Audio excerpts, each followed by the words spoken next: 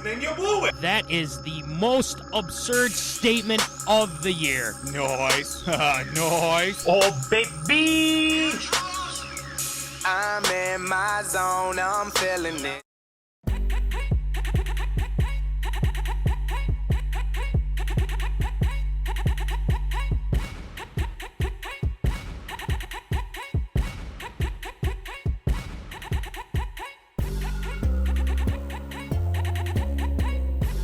Live from Rock Solid Studios in Granite Falls, it's time for MinneZona Sports, live with DJ Matty C. and Paul the Shield Vold.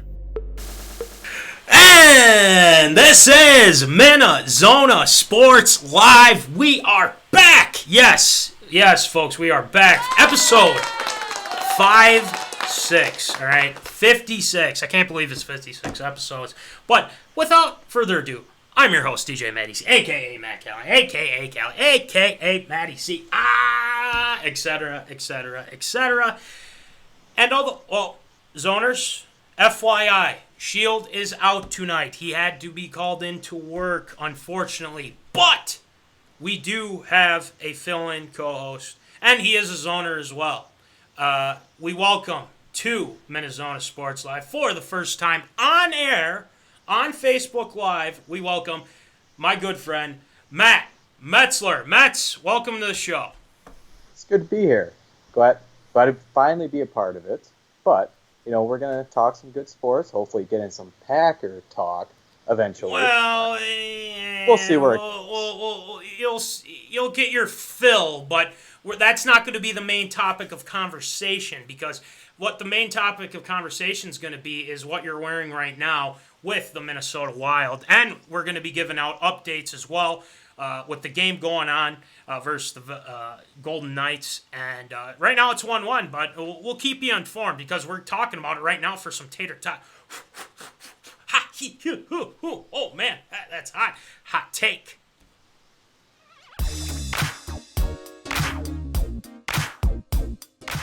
Fresh out of the oven, it's Tater Tot Hot Take.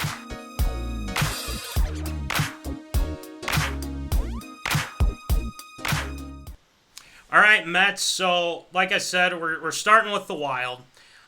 There's a lot to get to, and obviously the Wild played on Monday. A big win, by the way, for the Wild against the Vegas Knights. So there's a lot that's been going on with the Wild. They had to deal with COVID. They had to deal with guys being injured and whatnot. But they've come back, and they've only lost a couple games here and there, a handful of games. And now they're back at it. Mets, what are your thoughts on the Wild so far? And then tell me about your thoughts on their win. So you look at this team, they're kind of basically, it's a two-part season for them. You got the pre-COVID, and then you got the post-COVID. Yep. So the pre-COVID, they were Midland, you're kind of watching what you expected. They're going to be a team that's going to be borderline making the playoffs as that fourth team in the division. Then COVID hits, you see practically our blue line gets obliterated by COVID. Yeah. All of our defense, getting it. And then we come back, we play the Kings, we lose 4-0, but again, five of our top defensemen were all out with COVID. And then all of a sudden you start seeing 1 win in a row, 2 win in a row, and then you're just like, wow, we're beating these, lower totem pole teams, but we're doing it convincingly. And then all of a sudden, Kakinen, who I don't think anybody expected was going to be this good. Yeah. Rookie. He's playing almost Devin Dubnyk type games when he was on that 30-game straight start. He started 7 straight games because Stalock was hurt. We all thought he was coming back, and then he gets claimed off of waivers. Talbot got hurt, and he's playing like we kind of thought he was going to play. We signed him into a 3-year deal. We weren't sure which one we were going to get. We weren't sure if he was going to get the playoff Edmonton, Cam Talbot, or the other Cam. Right. So, other than that, we're playing good. Every line has done something, and it seems like in each game. And how Dean Evison says it, there's no really first line, second line, third line, fourth line. I think it's all just, we got this line out here. Whatever the next line is, it's not necessarily second line or third line. We're just playing the next line. And you're seeing what we would normally refer to as the fourth line, Yeah. they're providing goals. They're putting points up on the board. I bet if you asked probably an average Minnesota Wild fan at the beginning of the season, what do you think of Nico Stern? And they'd probably think, Bonino. what team does he play for? Bonino, getting him. Yeah.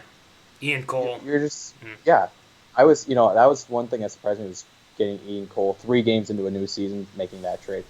But, with a short season like that, you got to make moves as quick as you can. Right. And Fiala has really taken off. Kaprizov. I don't think, I know this goes before when I was really paying attention because I was only like 3, but he's playing like Gabrick did when he first started with the Wild. That's what people have been saying. And he's providing what we all thought we could see with Granlund. And Granlund never quite got to that point, but he was still, he was still a good player. Yeah. Right. But this team's gelling right now. The biggest thing is obviously power play. We're 0 for 1 tonight on the power play. And it's not even if we can't convert, it's what can we do after it when we got the momentum. If we don't say we don't get a goal, but we can keep at it, that's the biggest thing is can we capitalize off the power play? Not necessarily scoring on the power play, but can we capitalize off it? And that's something we got to see going forward in the rest of the season. Right, and you hit the nail right on the head with some of these guys, Sturm, Bonino, Cole coming in. Now, Voldy and I have talked about this, and you've tuned in for most of these shows. And, the zoners can chime in, too, is that we didn't expect this team to be very good this year. We thought middle of the pack, kind of towards the end, but they're actually proving a lot of people wrong. And Mets, I got to say, Kaprizov is as advertised right now. And if the big thing with Kaprizov is how is he going to progress? And really, the guy he does it all. He makes the right, passes. He's one of those guys that creates penalties and gives the Wild a chance on the power play to, get it all done. Get it all done. He's forced these penalties on himself, and it's great because they get on the power play, they score. They more opportunities to put the puck in the net, right? And absolutely. And so one other thing I'm going to bring up too is that I watched most of the game the other night. And first of all, I'm glad it was at like 7:30 instead of, at 9 or whatever the heck it was. It was frustrating. But it was good to see that they won a really defensive game. Fiala had a nice goal, really nice goal, I might add, too. And after that, there really wasn't much. The Wild shut Vegas down. There wasn't many opportunities for them to get back in it. They pretty much dominated. Tonight's a different story, and looking at my phone here, I think it's still 1-1. But this is a big game tonight, for one, like we were talking about here, Mets. And, it's going to be interesting to see, if they can get, closer up in the standings and, hopefully at some point, get above Vegas. Because I think the thorn in the side has been Alex Tuch in these matchups now, too, is Alex Tuch. And, of course, he was a former Wild player as well, so that throws everything through a loop. But he was the guy that the Wild didn't protect, in right, the expansion. Right, that's a good point. That's the toughest part behind Tuch. And going back to that Fiala goal, who set up Mr. Healthy Scratch last year, Victor Rask? Yeah. What a turnaround he's had, because it looked like he wasn't getting any playing time this year. New coach, new system. Evanson's given him a chance, and he's proved it. He deserves to be on the ice just as much as anybody else on the team. Yeah, and I think the culture, too. You mentioned that. And the culture of this team has changed. And Evason doesn't really take any BS with the whole Parisi thing and the Foligno deal and whatnot, benching Parisi. But there's just a different aura to this team, and that's why they've been so good, is because they've kind of they know they have talent now, and now you're seeing it on the ice. They're competitive. They're a good team. So there's more speed, and I think we mentioned that too. So and when you got Foligno practically winning every fight and still putting points up on the board, that just adds more of an element to our game. If we can play physical like that. Right. So it's something that is positive for this team. So we'll have to see, what happens tonight. But they got off to a good start. 1-1. I think Eriksson got the first goal, and we'll keep you posted throughout the night. That's why I put Wild Down Vegas update, and then semicolon update. So we'll keep you informed and of any other developments and whatnot. So, but one more thing before we move on to our next Tater Tot hot take, Mets. This Wild team has has exceeded mostly the expectations that everyone else had with this team. Now, there's a lot of people that have been talking about, we got to talk about Kaprizov. I need your thoughts on Kaprizov here, because a lot of people, there's some people that are kind of comparing him to like you've mentioned before, Gaborik. There's some people that think Ovechkin too, from what I've heard from some people. Do you think that Dalla Bill Kirill is the real deal here for the Wild? Is he the savior for this franchise to finally get a Stanley Cup? What do you think? He can be. He absolutely could be. And what's funny with Kaprizov is that he is such a pass-first player. Like Uncle Dean, as I like to call him, he's he's even said, I gotta let Kirill shoot more. Like, I gotta keep telling him, you can shoot more. Usually, you don't hear coaches tell first-year guys that. When you're told, oh, I can shoot more, usually that means, oh, you're just gonna keep throwing pucks at the net, not always hit them, and usually that downgrades what your shooting percentage is going to be.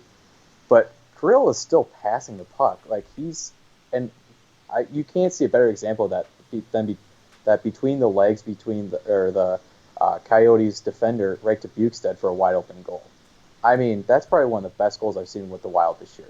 Now, you see that with other teams, but usually you never see a goal like that with the Wild.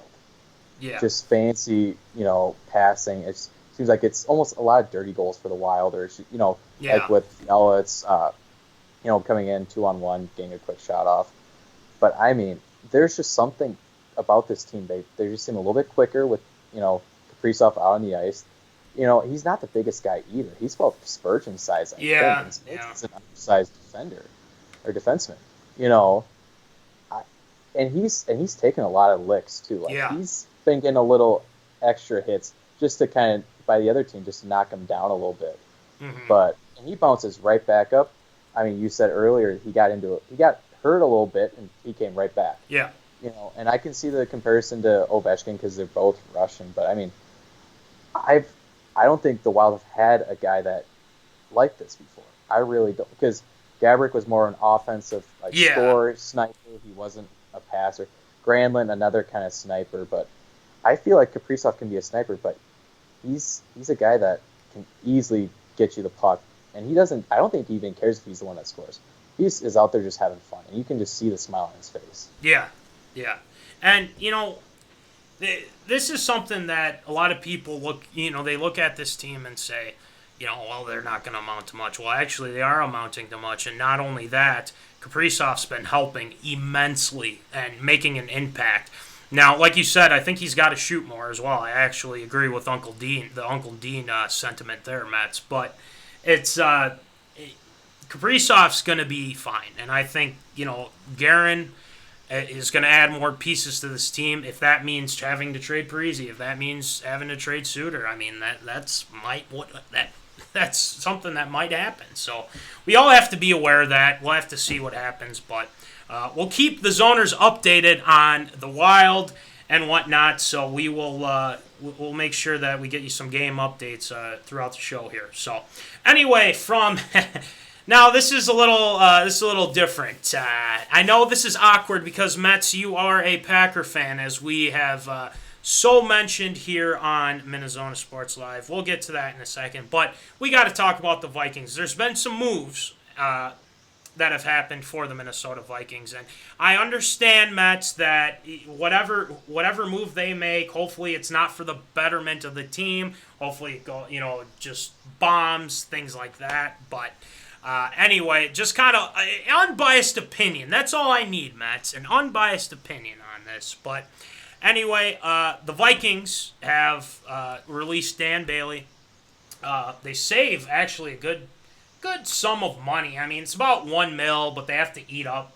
What was it, 2.5 and or what was it, 2? Whatever the heck it was. But anyway, they have to eat up some dead cap. But not only that, this was yesterday. Now, just today, actually a handful of hours ago, Riley Reiff was released by the Minnesota Vikings as well. So they save $11 million in cap. Now they only have a dead cap charge of $3.2 million. So things are actually looking good. They're under the cap now. I think they have at least $8 million, and they still got to make some more moves here. But Mets, what are your thoughts on the Vikings releasing Dan Bailey first and then Riley Reiff? Well, you kind of figured with Dan Bailey, it was in the cards that was going to happen after the season he had. He had a good 2019 season. I looked at the stats. He was, I think, 90+% field goal percentage, 90+ extra point percentage. Yeah. I think the biggest thing, though, was 2018. They signed him off the street pretty much. He went 21 of 28, I think, field goals. He actually started his Vikings career as the second most accurate kicker in the NFL, then dropped to fifth most accurate kicker in the NFL by the end of the year. They signed him to a 3-year extension. I think it was after the 2019 season.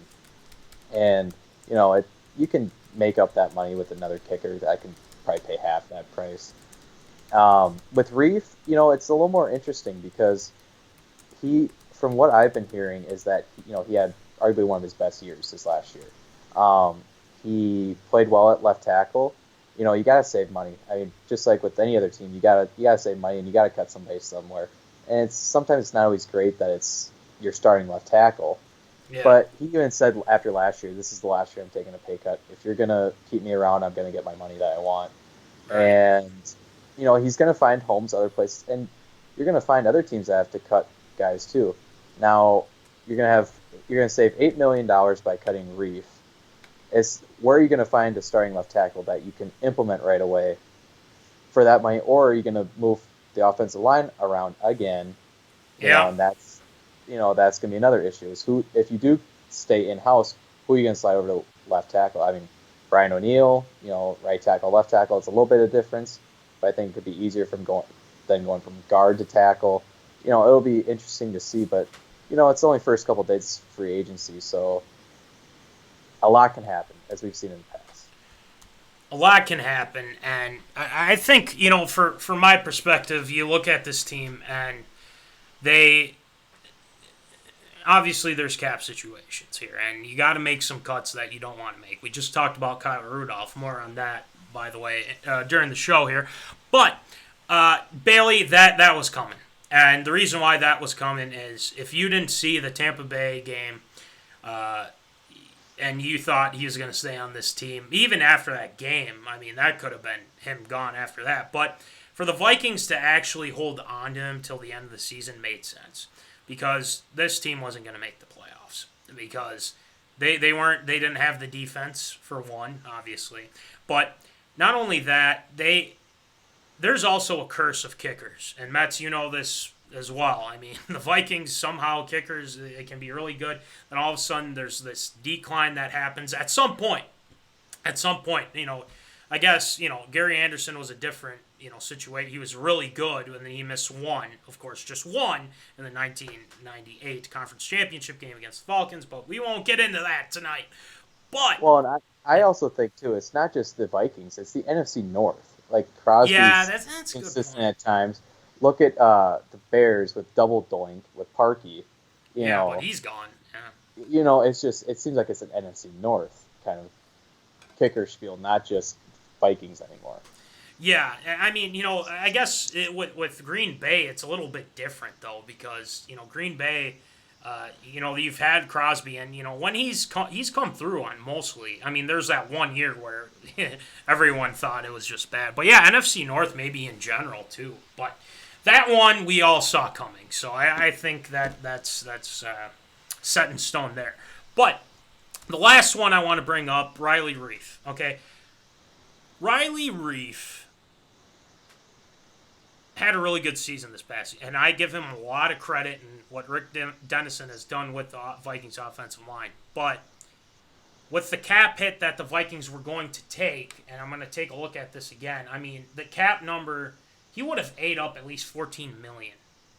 Do you really want to hold on to that? But this doesn't hurt as bad because you can switch within the offense. You either can go, all right, Ezra Cleveland, you're going to left tackle because you've actually played that before, and that's where we drafted you to be left. But obviously he did a great job at right guard, so, I mean, you can't complain with that.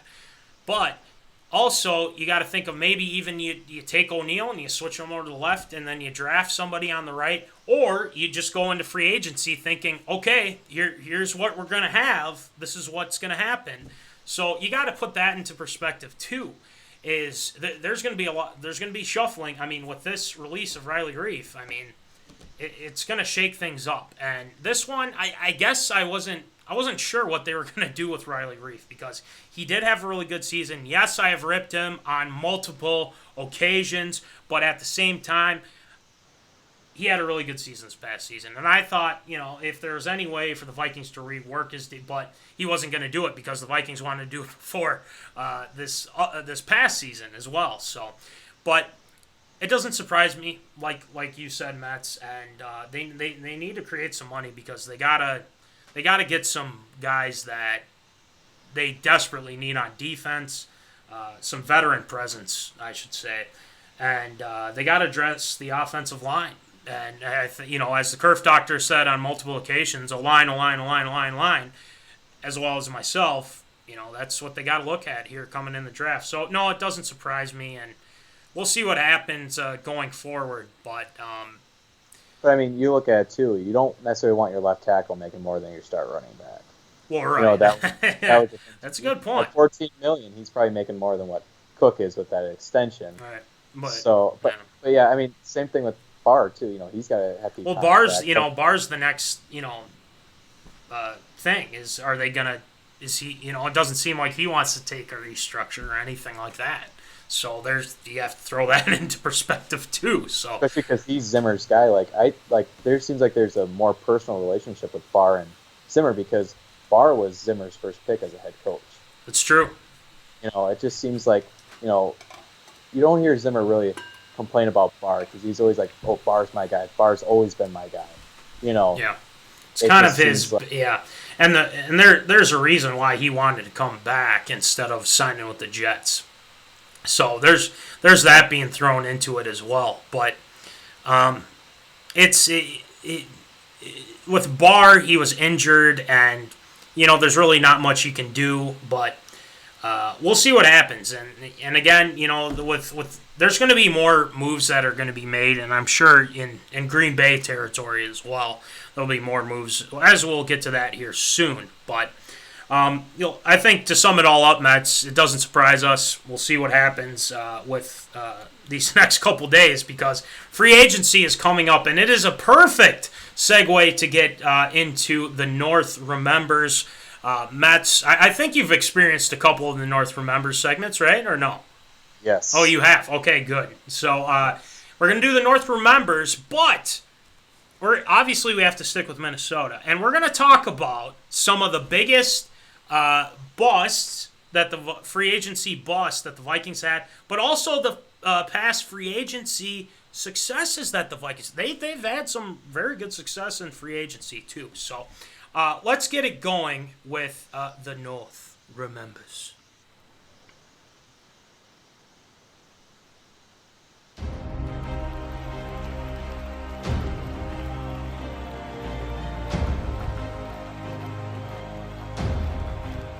These are the moments enshrined in Minnesota sports history. The North Remembers. All right, it is time for the North Remembers, and we are talking about the Vikings' best / worst free agency signings in their history. And we have now, Mets, some of these that I looked up online, Bleacher Report did this back in 2013. Or no, 2012, was it 2012?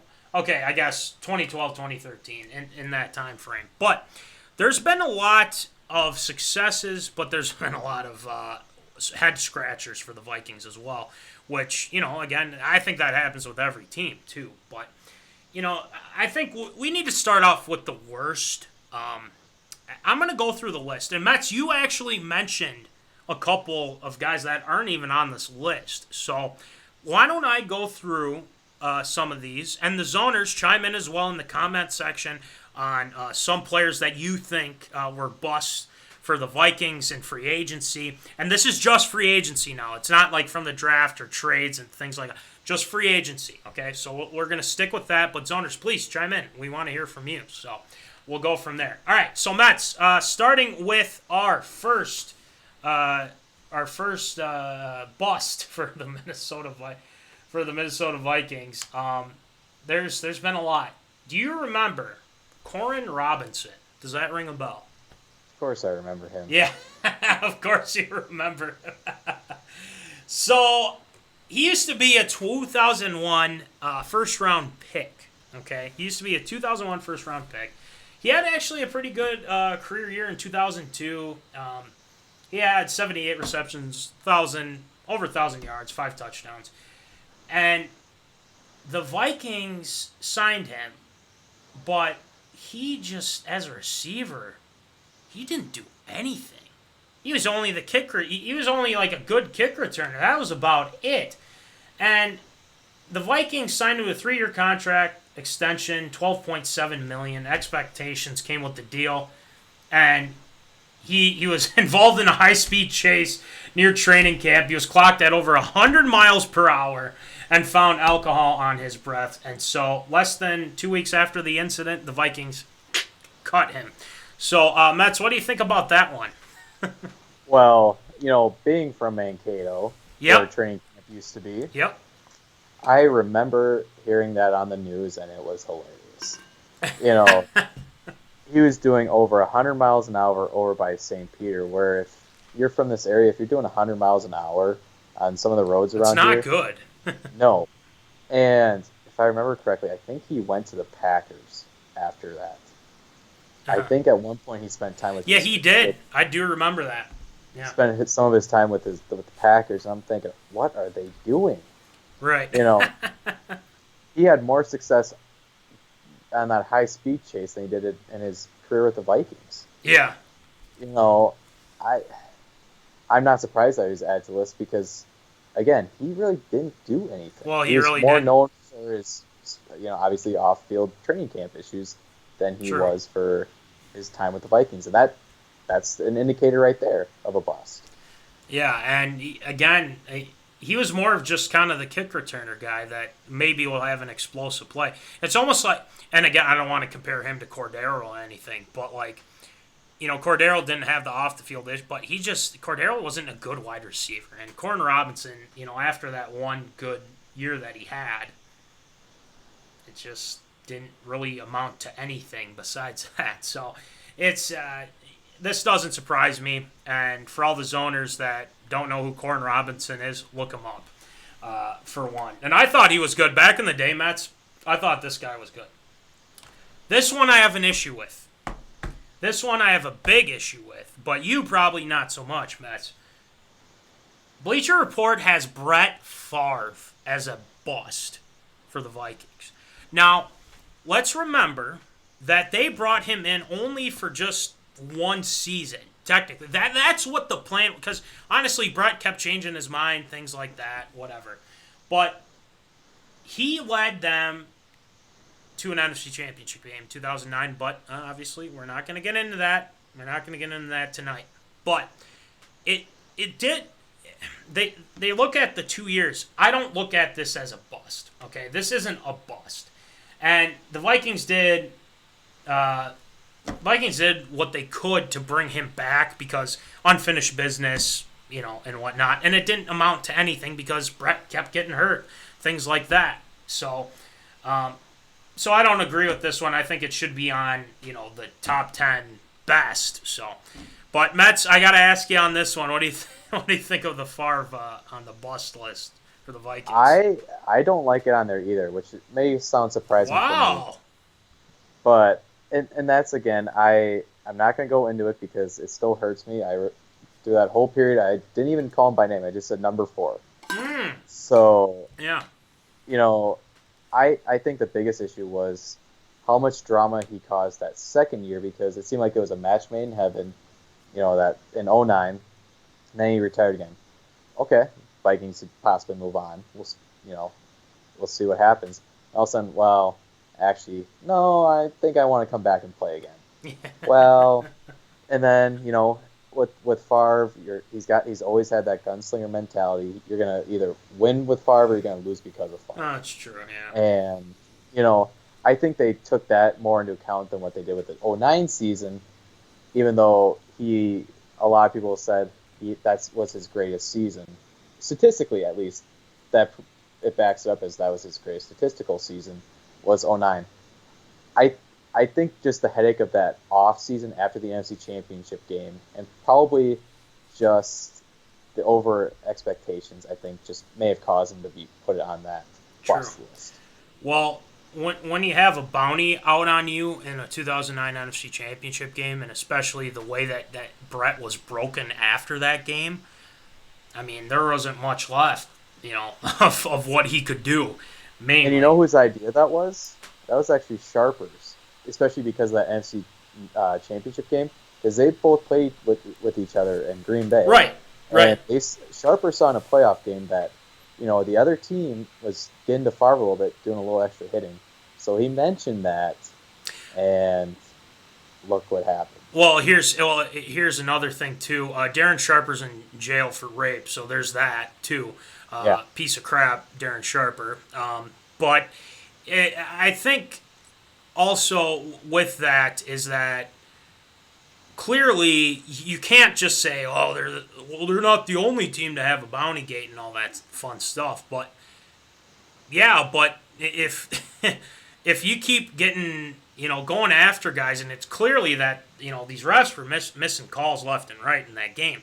But at the same time, too, I mean, it was pretty evident that that's what they were doing. But in result of that, Favre comes in the next season. He's beat to hell. He can't make, he was washed up. And I hate to say it, but that was the grim reality of 2010. So, but we moved on from that, and that's kind of how it goes. So anyway, we're going to kind of rapid fire the last 3 of these because we want to get to the best guys here. So number 3, Madieu Williams. Now, I don't disagree with that necessarily. I thought he was a good safety. He wasn't like oh my God, like he's gonna be so. I mean, he was serviceable. I think that's the best way to put it. Do you remember Madieu Williams, Mets, real quick? Yeah, a little bit. I mean, when you kind of get overshadowed though when you got Antoine Winfield, in the secondary. Yeah. It's he was definitely a guy that as long as you didn't hear his name, you were kind of okay with him. Yeah, right. So moving on from Madieu, Fred Smoot, good old Fred Smoot, Mr. Love Boat, as we like to say here.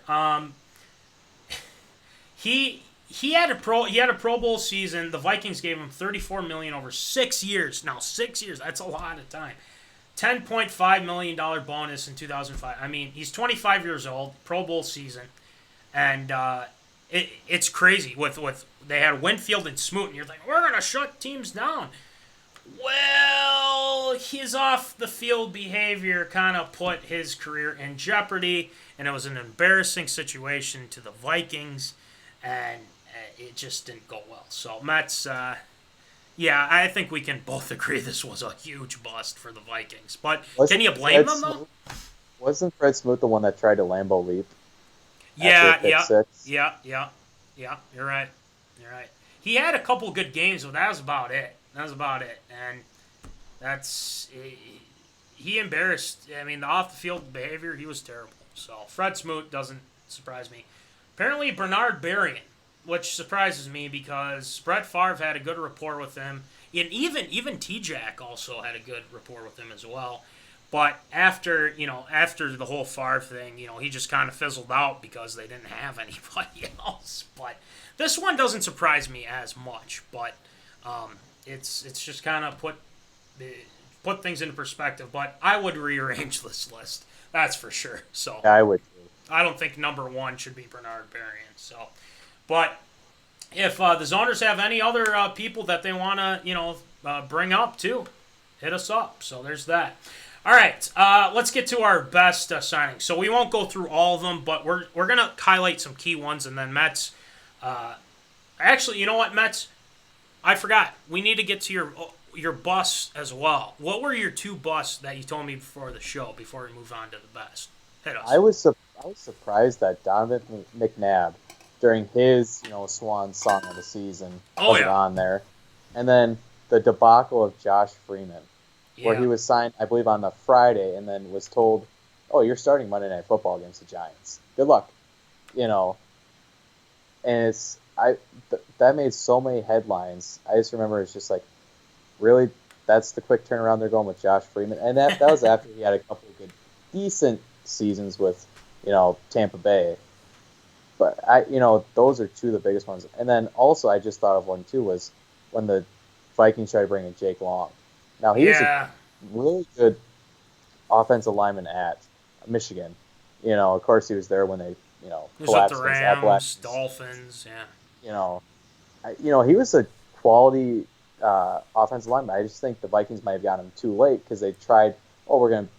He's available. We can get him somewhat cheap to plug in, and it just didn't work. Right. Yeah. It just didn't work, and I like the 2. I mean, McNabb. I mean, good Lord, could he even throw a ball like 10 yards at most? I mean, he was awful. He was absolutely awful, and then. You have Ponder, you have a little bit of hope there after McNabb being so terrible. But at the same time, too, it was just a mess. A lot of these guys, they don't pan out. That's what happens, and this is the National Football League. So there's that. All right, so Mets, let's go through a couple, and Zoners, please chime in of what you think as well, anytime. Here's one that I think is a really good one. Pat Williams. The Williams wall was almost unstoppable. And let's remember that he played 8 seasons in Buffalo, okay? And then the Vikings go out and sign. He's 33 years old. We don't know how much he has left. But, oh my gosh, they went to the Pro Bowl with him. From 2006 to 2008, Pat Williams, Kevin Williams, but mainly Pat Williams. For this, I mean, obviously the Vikings drafted Kevin Williams and whatnot. But they were the best rushing defense in the NFL. Pat Williams, Big Daddy Pat Williams, as I like to call him whenever the Vikings would play, was fantastic. And I'm glad he's going to retire a Viking, I think, for one. So there's that. But Mets, what do you? This is at number 8, which I think it should be higher. But what are your thoughts with Pat Williams? Well, with Pat Williams, the Williams wall, no team could rush for more than 100 Not even yards. the Packers. Nobody could run for more than 100 yards against the Vikings. He almost reminds me of, or I should say, Akeem Hicks for the Bears. Reminds me a lot of that's not a bad Pat comparison. Williams. Yeah. I mean, they played 2 different styles because obviously Hicks runs a 3-4. He's part of the 3-4 in Chicago. Williams was more of a D tackle on a 4-3. But I mean, they were just big guys that would just swallow up blocks, and you could be a decent-sized offense guard and think that you have the strength matchup on Williams, and you just couldn't move him. You can't move him, yeah. I mean, he's so big. And the thing is he was quick, too. Like, you look at a guy aside, well, he can't move. No, he was quick. I mean, he was big, but he was quick. He would eat up, and you couldn't move him, like you said, Matt. And, I think Kevin was more with finesse, but Pat just kind of took up space. And it was easy for the linebackers, E.J. Henderson, Chad Greenway, Ben Lieber. By the way, both approved friends of MinneZona Sports Live, as well with Greenway and Ben Lieber. But throwing that into consideration, too, is that it made it easy for the linebackers to get to running backs, blitzes, things like that. So, Pat Williams, absolutely. I think he should be higher on this list, but there's that. Now, this one angers me a little bit. Antoine Winfield is sitting at number 7.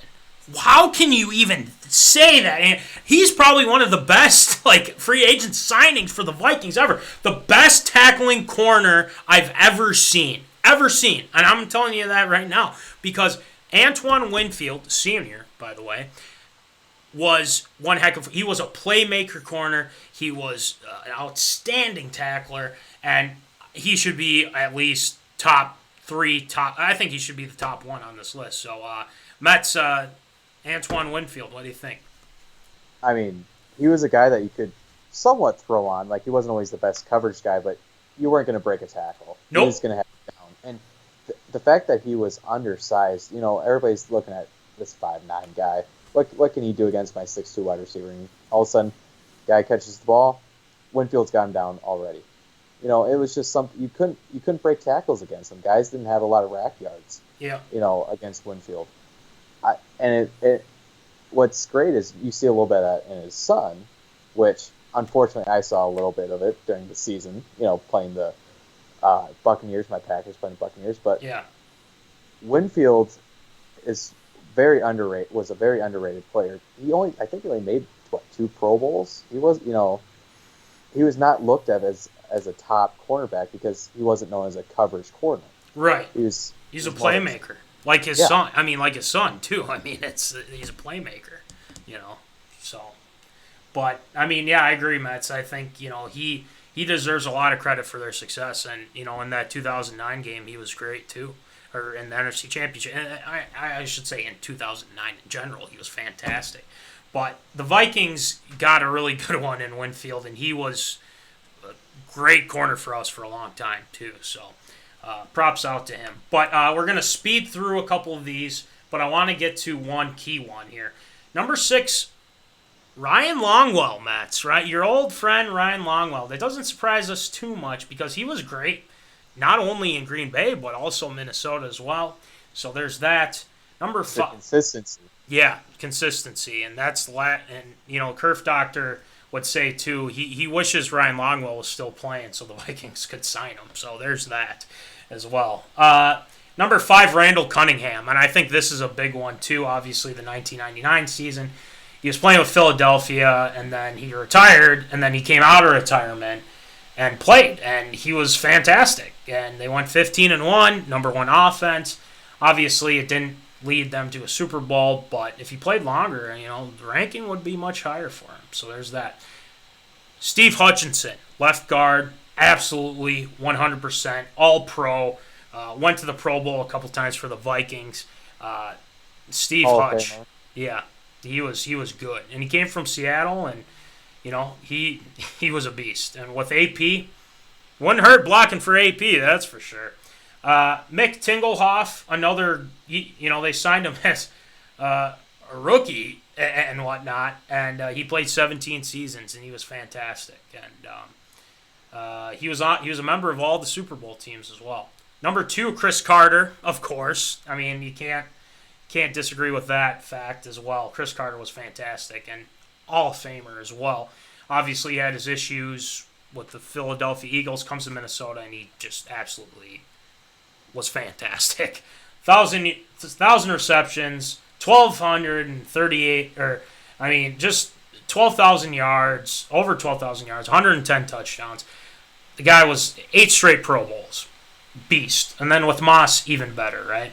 And then number 1, John Randall. Okay, this one is absolutely for sure. This guy was undrafted. Undrafted free agent. Came into the Vikings, and he was fantastic. He was one of the best pass rushers on the Vikings, and probably of all time. So I can't really disagree with them putting John Randall at number 1, even though I think Winfield should be higher. But, Mets, what are your thoughts on John Randall, number 1? Well, first of all, you got 4 Hall of Fame guys that are in the top 4. That were all true. Free agent signings. Yeah. Not guys that they drafted. Free agent signings that somehow the Vikings got. You got John Randall, who is probably one of the most scary guys in the NFL. And crazy. I think I've heard nothing but nice things about him off the field, but he was a scary dude. He wore all, the eye black all over the face. He had, just an intimidating guy.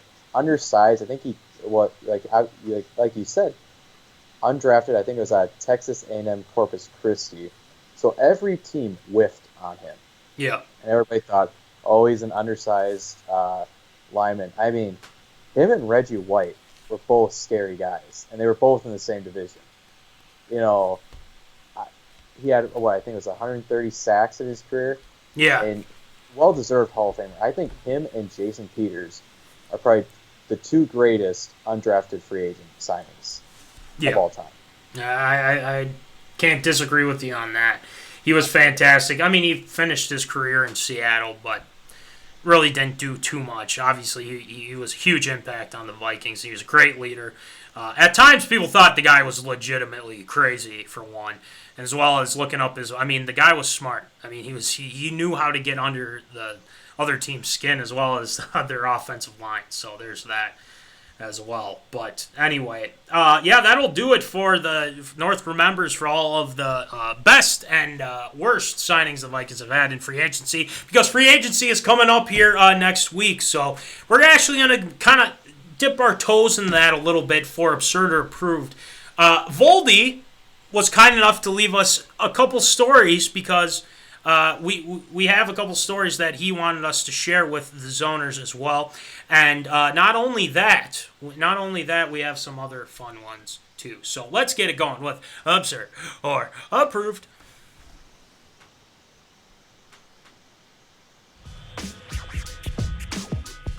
It's time for everyone's favorite segment, Absurd or Approved.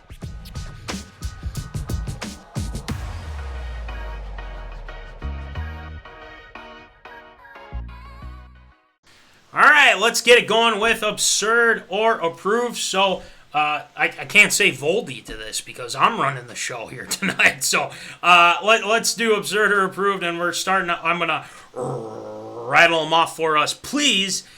We start with Dak Prescott.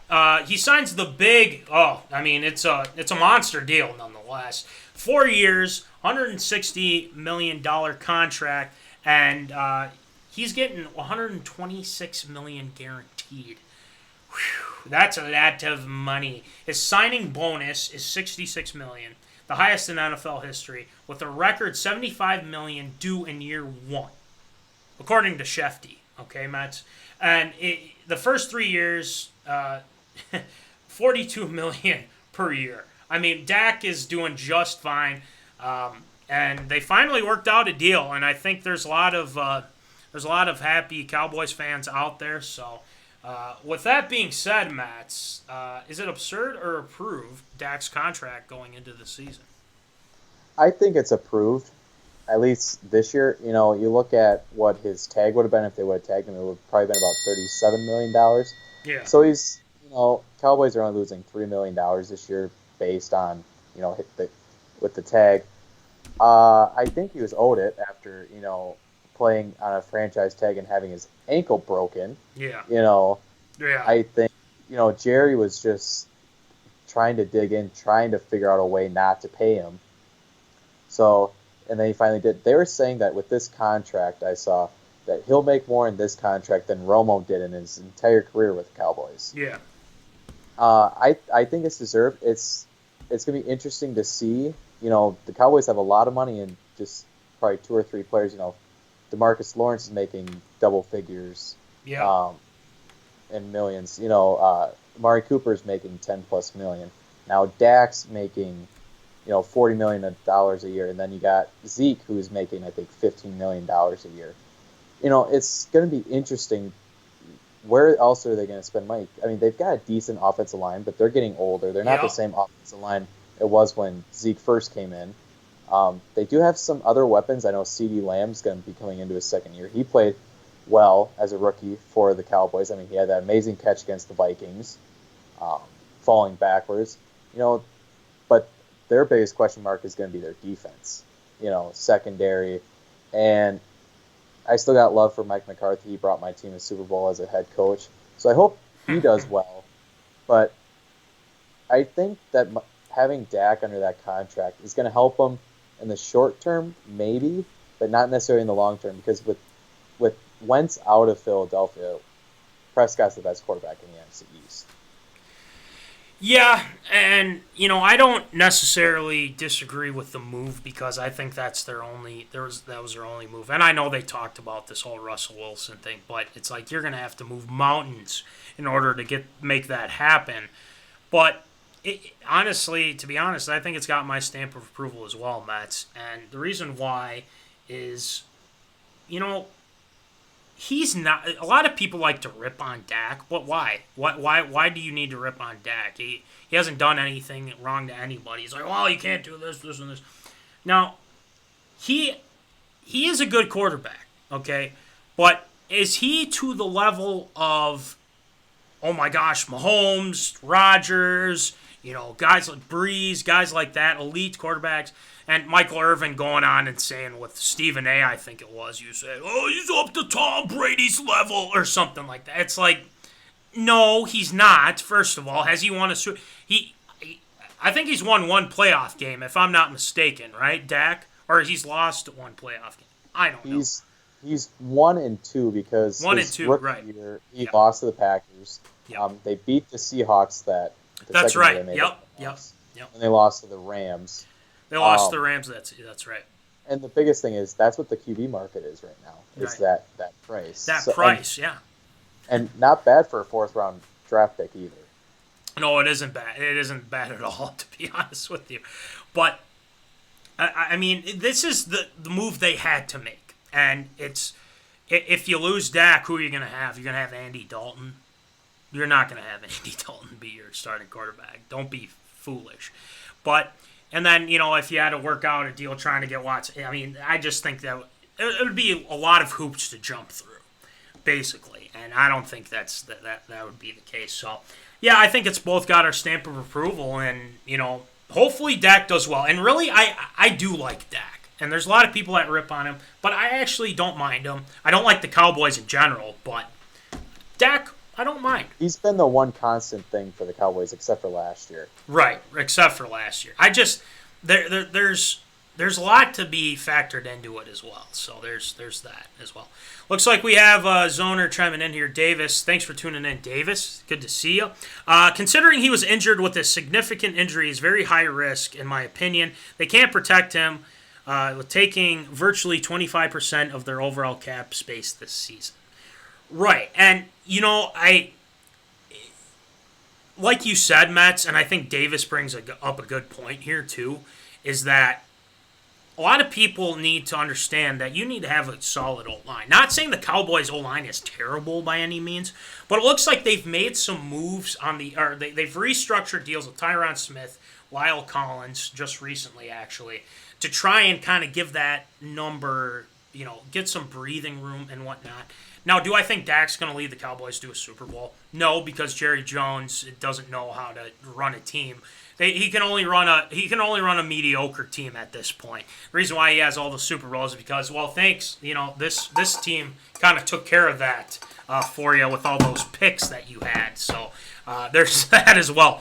But in some others' opinion, a lot of people don't like Dak. They don't think that he'll be good enough, but I don't have a problem with him. I really don't. But I think this is the deal that they had to make, or they're starting Andy Dalton. That's how I look at it. So I don't blame Davis for that opinion. All right, next one, Maddie. This is weird. I don't know why I'm even talking to myself now. But anyway, let's get to we're going to the NBA hardwood here. Blake Griffin, you remember him? He used to dunk a lot, do all these kind of cool things. He used to be just a beast, but now he had a buyout with the Pistons, and now he's using a veteran. He's taking a veteran minimum contract to join the Brooklyn Nets. Now, it's interesting to me because he's with DeAndre Jordan, another guy that he used to play with. Not only that, he's with DeAndre Jordan. He's with KD. He's with James Harden. I mean, this team is going to look pretty good. I think Blake Griffin can be a little serviceable here, but the question I asked to you, Mets, absurd or approved, Blake Griffin making an impact for the Nets for the rest of the season. What do you think? I think it's approved. I think, you look at it, you go back, let's just say 10 years, probably not 10 years, probably 8 years ago when, Lob City was in full effect in Los Angeles. You say, oh, you got, DeAndre Jordan, Blake Griffin, Kevin Durant, James Harden, and Kyrie Irving all on the same team. Like, wow, the Clippers are going to be really good. All of a sudden, you fast forward, it's like, no, they're all on the Nets. Yeah. And I bet, and the Nets are thinking 5 years ago, this organization's in the toilet. We traded everything away for KG, Paul Pierce. They're no longer on the team. Where do we go now? And now Brooklyn used to be the laughing stock of the NBA. Yeah, that's true. Now they've got, I think, except for Jordan, I think they got 4 All-Stars in their starting lineup. It's almost kind of like what the Warriors did when they added Boogie. Yeah. You know, on a veteran's minimum. You know, and then there's talks from a NFL player who, if Allen Robinson doesn't make it as a football player, if this story is correct, he might as well be the next Schefter for the NFL. Because he's saying Drummond is going to be going to the Nets. Wow. Now that would be something. Now, there's also talks he's going to the Lakers. But if Drummond goes to the Nets, I mean, yeah, you don't have a lot of outside game down low. Like, you want, like, the NBA is going to 4 out, 1 in. Mm-hmm. But, and I mean, you get a little bit of three-point shooting with Griffin, but I still think this is a good offense because you got 2 guys in Jordan and Griffin that don't need the ball. So you can still specialize with Harden, Kyrie, and with Durant. So I think it's approved. Yeah, and I think it's approved too. It doesn't cost them too much. If they're doing the veteran minimum, they're using that contract to their advantage. Now, the thing is he going to be serviceable? Coming off, I think he's coming off the bench, but this is a place that he actually wanted to go to, which makes sense. Now, Blake Griffin, he's so far in 20 games, he's averaging 12 points, 5.2 rebounds, 3.5 assists. So, I mean, he's not doing too bad. If he can at least keep that going with him, I think he'll be very serviceable. Now, when you have KD, when you have James Harden, when you have Kyrie, gosh, well, I mean, good Lord, this team's just completely... I'm going to say this right now here to the Zoners. The Brooklyn Nets are coming out of the East in the finals, going to take on the Lakers. That is my bold prediction here because when you have Harden, when you have Kyrie, and you have Durant, it would be a travesty if they don't come out of the East. And the reason why I say that is because the Heat, obviously you have Jimmy Butler. We don't need to get into that. But at the same time, I don't think they even have enough firepower to take on those guys. I mean, it's technically a big 3, Blake Griffin, DeAndre Jordan, and then also, they have a lot of depth too. So they've got a good bench with, Harris being a sniper 3-point shooter. Dinwiddie's hurt, but he'll be coming back because he wasn't traded. No, I think he's still with the team. Yeah. They still got some guys that are coming back. I mean, if you could They're flip, not bad. Yeah. If you could flip Allen, they trade Jarrett Allen and somehow get Drummond out of it. That just seems like a win-win kind of a thing. Right, and like you said, the Nets used to be the mockery of the NBA, and now look at them now. So there's that. So yeah, I think it's got both of our stamp of approval. Zoners, let us know what you think too about Blake Griffin going to the Brooklyn Nets. All right, next one here, Mets. We have we're going to the NHL because there was a incident that happened not too long ago, and if you haven't seen the video, we can throw you the link to the video in the comment section after the show. But Washington Capitals' Tom Wilson suspended 7 games by the NHL for his hit on Boston Bruins' Brandon Carlo. From what we understand, Mets, we talked about this before the show. He's had a history, and this guy, if you look at the video, it's a complete cheap shot. It's an absolute cheap shot. So my question to you, Mets, is absurd or approved? Was 7 games enough for Tom Wilson's hit on Brandon Carlo? What do you think? I mean, you could make a case for it both ways. I think it's approved. I mean, for those who probably say it's absurd that it should be longer, you have to factor in it's also a shortened season, so this suspension means probably a little bit more than what it would be in a full season. But, I mean, he is a second or third time offender. If you watch the video, you see Carlo kind of angled a little bit with his head sticking out along the glass, along the end boards. And you see Wilson come in with the people's elbow and kind of deliver a cheap shot, to say the least, to Carlo. And, at first Carlo didn't react to it. All of a sudden, you kind of see him go to the ground holding his head. And then all of a sudden, you see the players start ganging up on Wilson. It's just like, this is nothing new with Tom Wilson. He's been suspended before for cheap shots. I think might have been a knee-to-knee, hit kind of a thing. Yeah. In a normal year, he probably would have gotten probably 10 or 12 games. But I think because this is a shortened season, he got 7, which I think is fair.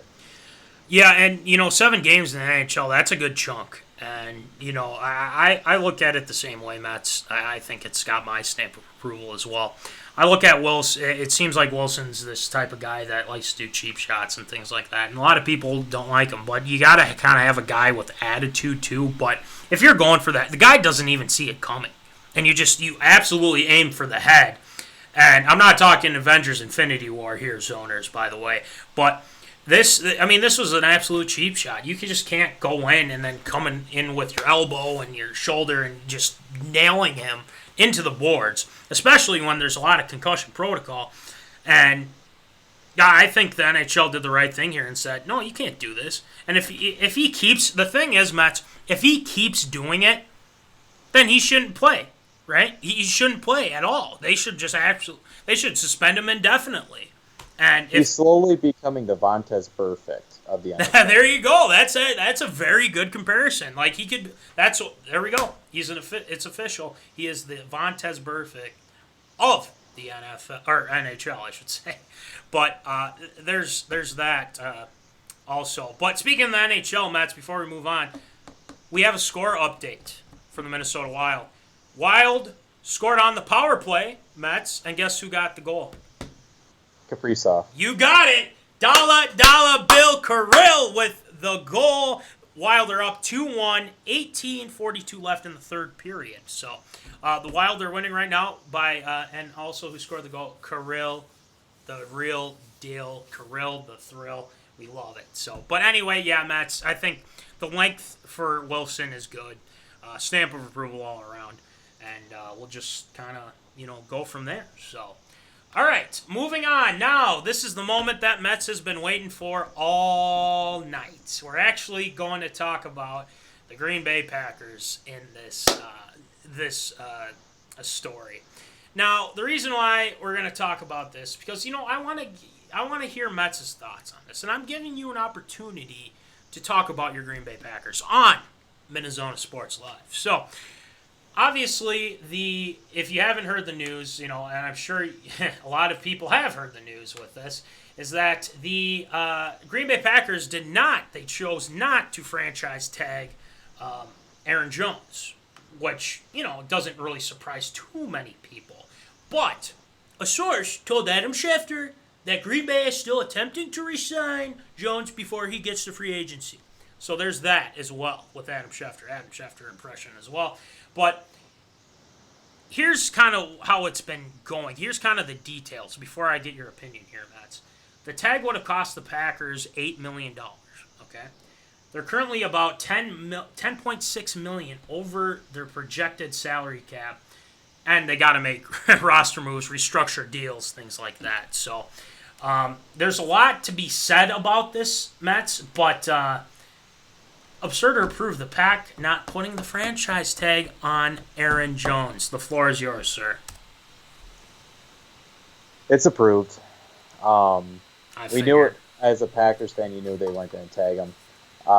There's probably a little bit of hope that they would possibly use a tag on him. But the biggest thing is, like you said, we're $10 million over the cap. We got to make a move somewhere.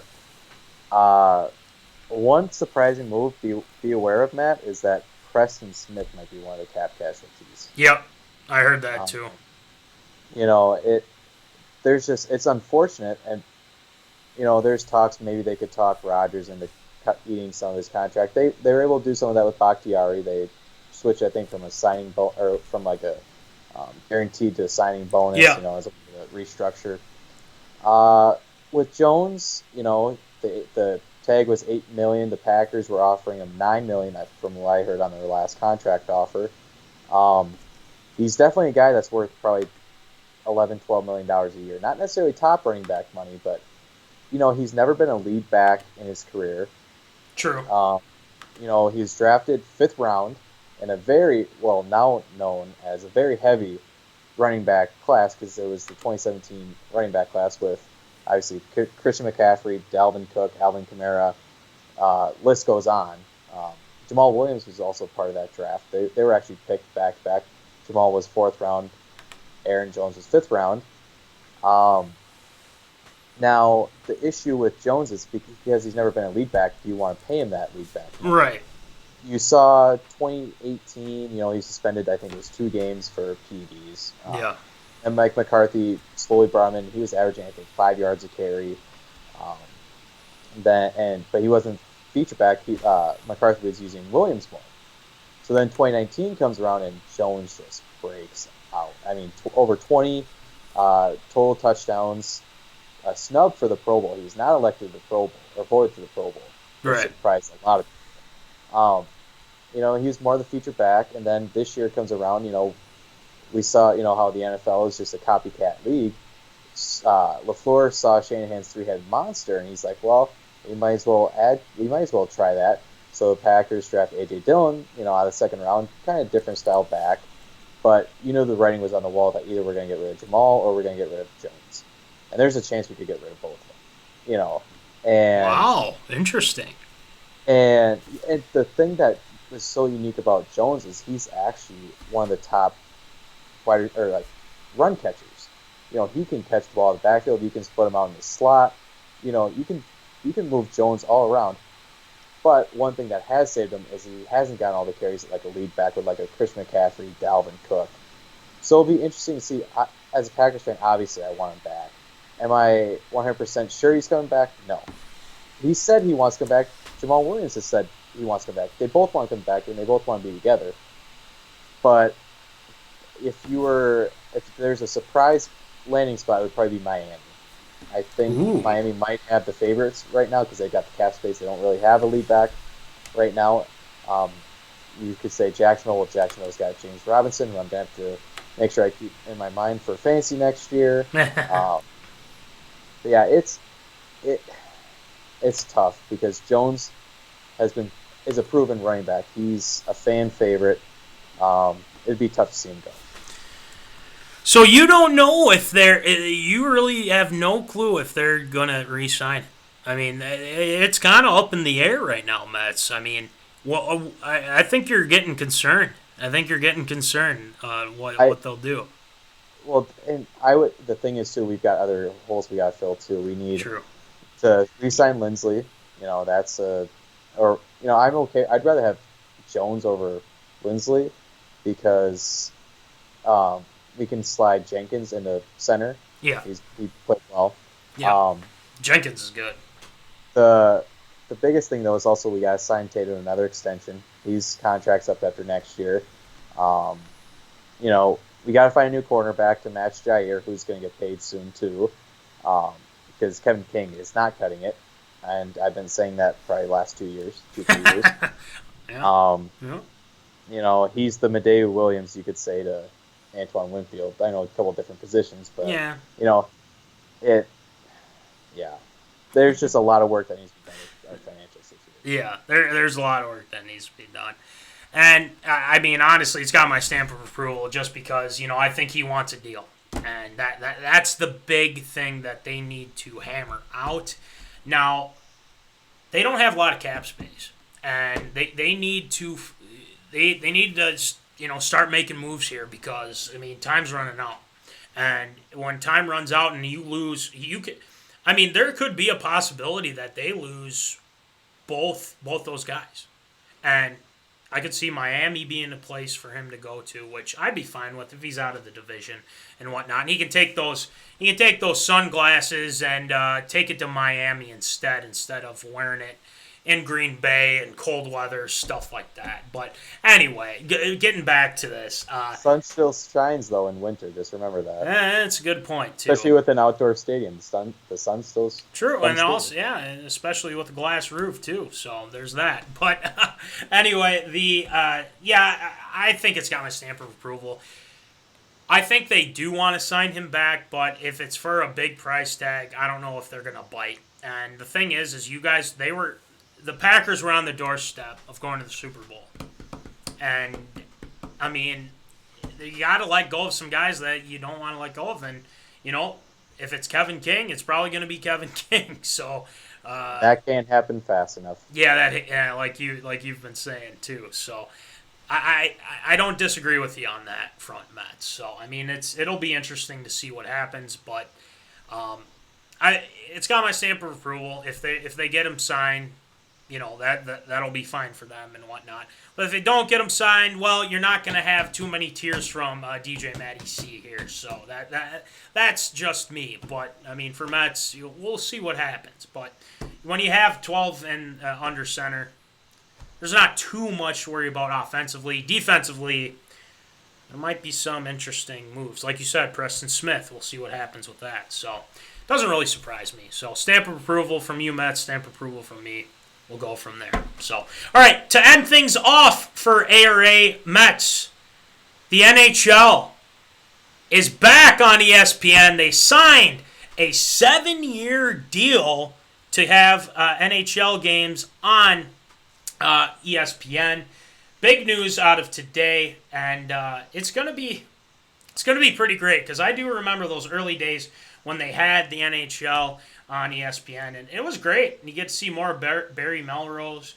Bettman said not only will this be groundbreaking 7-year deal to enable the NHL to benefit from the incomparable power and reach influence of the Walt Disney Company and ABC/ESPN, sets a new standard in delivering our game to the most passionate and tech-savvy fans in sports in ways they now demand and on platforms they use. So I think it's a marriage made in heaven here. It makes sense, but Mets, they're back on ESPN. Absurd or approved? Well, it's approved. I mean, for once, Bettman actually does something right. There you go. Very rare does Gary Bettman ever do something smart for the NHL. The last time the NHL was on ESPN featured like this was the summer of 2004 because the 2004-05 season was not played because of the NHL lockout. Now, you could say that the writing might have been on the wall because there have been talks over the last few years that are they going to come back to ESPN because, the NBC contract was coming up. And, I think the biggest thing, too, was Doc Emmerich retiring. He was the voice of hockey on NHL on Versus. Yeah.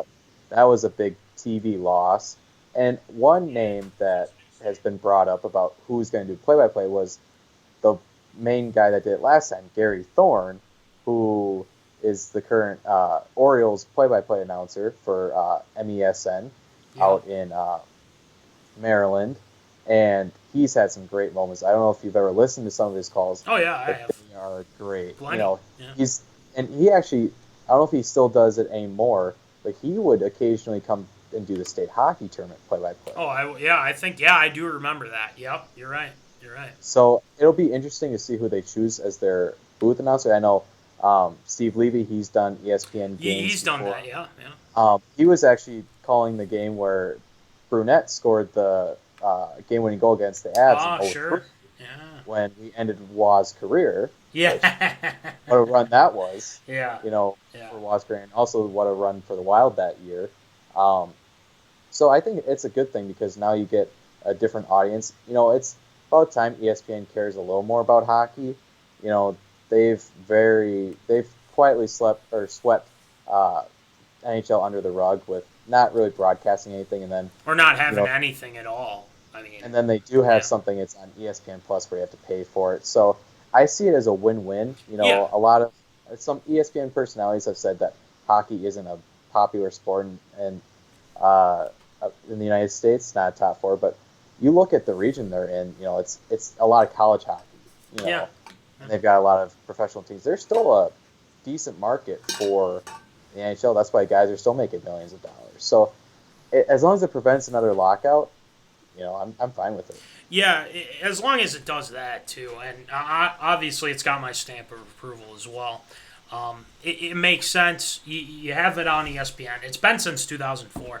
Obviously, NBC had the rights and whatnot. And yeah, there's been some good things with it. But there was something different about having the NHL on ESPN. And it kind of gave you that feel of, oh, okay, ESPN, finally they have games on here for one, because like you said too, Mets, I feel like ESPN kind of is not going to wasn't leaning towards hockey and whatnot. And honestly, hockey's a great sport, and I suggest it to everyone watching, the zoners as well. If you don't like hockey, fine. But at the same time, too, you got to give it that same exposure, because there's a lot of people that love it. I talk to people from, obviously Minnesota. You should be a hockey fan no matter what. But at the same time, we all have to remember, too, that, not other not countries, but not other states feel the same way about hockey. It's either basketball or football, all that fun stuff. But state of hockey and whatnot, I think this is going to get more exposure to the younger generation as well that watch ESPN. Well, what's hockey? I want to check this out. So there's a lot of benefits with this, and a 7-year deal. I mean, that's pretty lengthy, but it makes sense. And as long as they have a deal with ESPN, I don't see where this could be absurd. And if someone wants to prove me wrong on that, then go ahead. But it's got my stamp of approval. It seems like it's got your stamp of approval as well, Mets. So. Well, speaking of approval, look at what the Wild is. They're up 4-1 right now. Hey, there we go. Carson Soucy. Oh, wait. Did he score 2 and... I think so, because I'm looking at the I'm looking at this right now, and it's confusing me. I might have to check it out. Just as an update too, a team that we weren't talking about tonight, who we all thought their season was done, your Minnesota Gophers. Yes. Won. They beat Northwestern. Who would have thunk? Patino's playing. Well, the thing is, I don't think he's going to make it. He won't make it out of this going on, so I don't know. It's just... He won't make it out of Indy one way or the other. Exactly. Lucas says, legends. Appreciate it, Lucas. We appreciate you. Hockey is just an expensive sport equipment-wise to get kids into it. No, I agree with you. Now that's the other thing to it. I think that hurts them. I think the same thing too, Lucas. But at the same time, you got to expand the horizons a little bit, too, with some of the kids. And not only, you don't have to play hockey. You can just play pickup hockey or, boot hockey or something like that. Because I can't skate worth a crap, for one. Mets can. Back in Marshall, when we went to the ice rink and whatnot. Not very well. I can't stop on a dime. But I mean, also, too, like, the biggest thing is obviously equipment. But another cost is signing up, because you have to pay for rink time, because for some areas they only have one rink. It's just traveling costs, it's not just people think of the equipment, it's the whole registration, signing up to do traveling hockey. That's a big thing as well. But if they're able to do something with it, I mean, just expose them to other sports too, so there's that. But anyway, moving on. So this is kind of weird, Mets, because usually we end things off with Shield Shoutouts. We are going to end things off with Shield Shoutouts because Shield left us some Shield Shoutouts tonight, and there's some good ones, especially one recent one that happened today as well. So let's get it going with some Shield Shoutouts. Shield Shoutouts.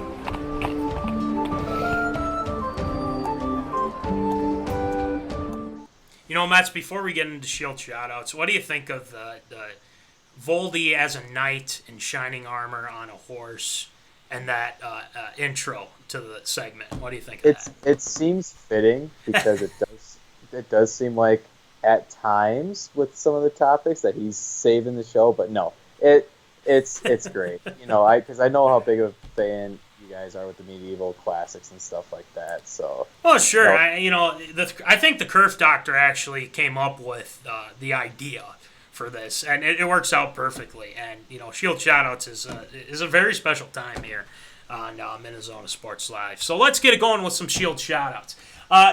First of all, we have to throw a huge Shield Shoutout, and I know Voldy wanted to do this as well.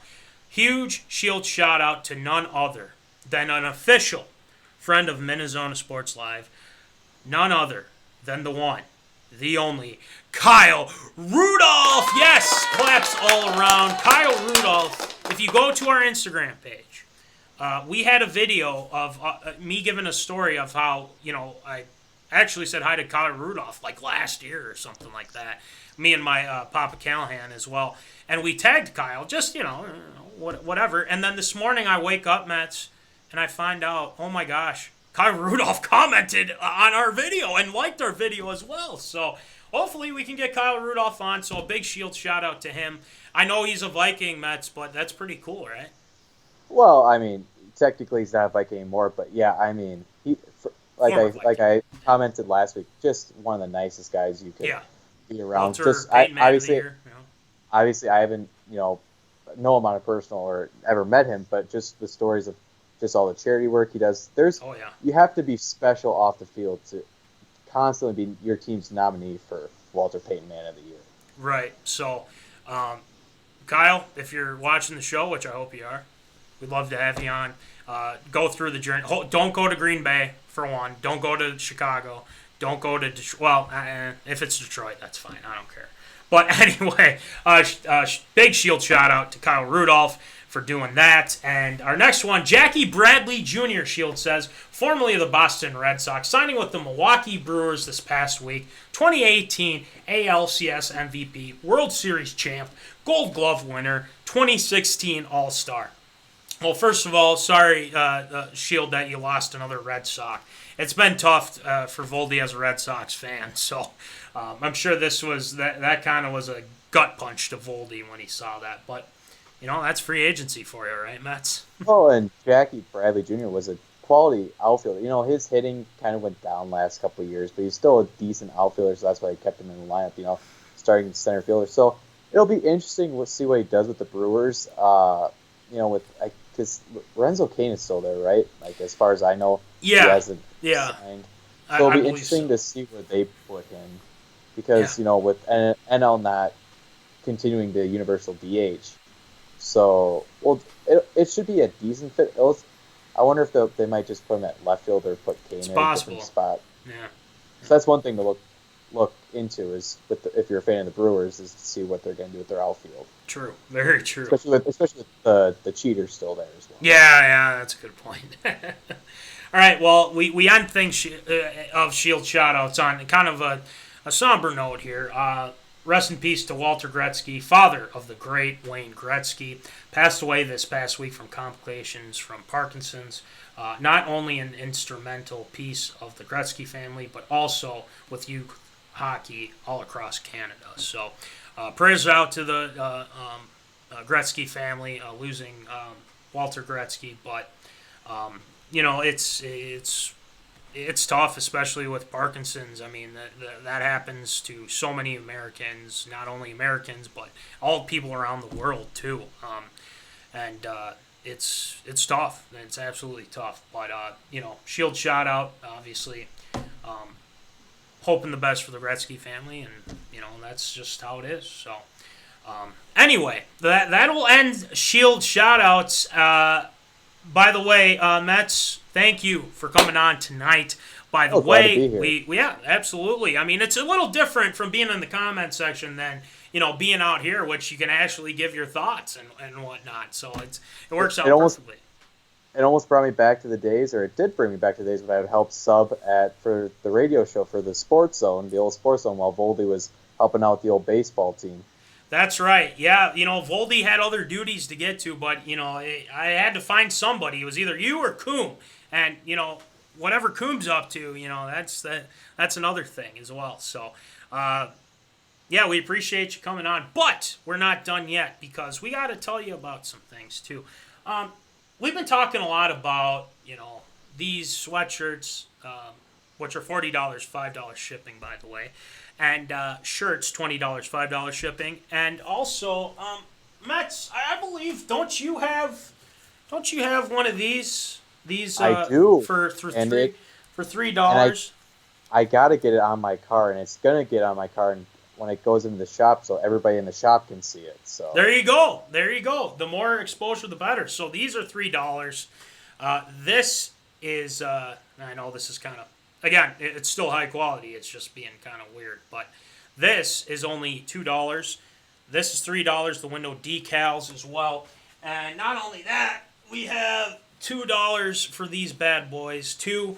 And one other one. Here we go. This is $3. So, zoners, if you want some, talk to me, talk to Voldy, talk to the Curve Doctor, talk to Jimbo. We'll get you set up. So make sure you check out all the stickers that we can give to you. We got plenty. We have plenty. So, Mets, if anyone wants some of those on your end, let us know. We'll get them set up. Moving on to our next thing. Thank you again to National Fleet Graphics for all the stickers, as well as Crown Rental, Tyler Knudsen for helping us out getting these stickers as well. So shout out to them. And also, make sure you check out W2 Performance, the Barbell Nerds podcast. Shout out to Sean and Will Rattel. They're doing a fantastic job. And not only that, they have stickers too. These are only $2. Talk to Will Rattel if you want one. They're cool. They're awesome. Why the heck not? Get yourself a Barbell Nerds podcast sticker. And one final thing, too. Jack O'Keefe, Jack's Junkyard Season 2. Things have been going well for Jack so far. So Season 2 has been going really good for Jack O'Keefe. And we appreciate all the support and mentioning us in his show as well. So praise be to Jack O'Keefe and his show. But anyway, like I said, Mets, thanks for coming on again. We appreciate it. We'll see what happens. Well, yeah, absolutely. Yeah, we'll have you on again. We'll probably, talk Packers draft. I won't enjoy it as much as the Vikings draft or anything like that. But well, you might enjoy it if they draft the way they did last year. Yeah, well, that's a good point. That's a good point, Mets. So there is that. So anyway, we appreciate the zoners for tuning in tonight, and we'll have another show. Hopefully, have another show next week, and we'll get it rolling. So as always, folks, keep in the zone. Holla. Thank you for watching MinneZona Sports Live. Join us Wednesdays at 7 p.m. for live show broadcast. And as Voldy likes to say, follow us on all the socials medias.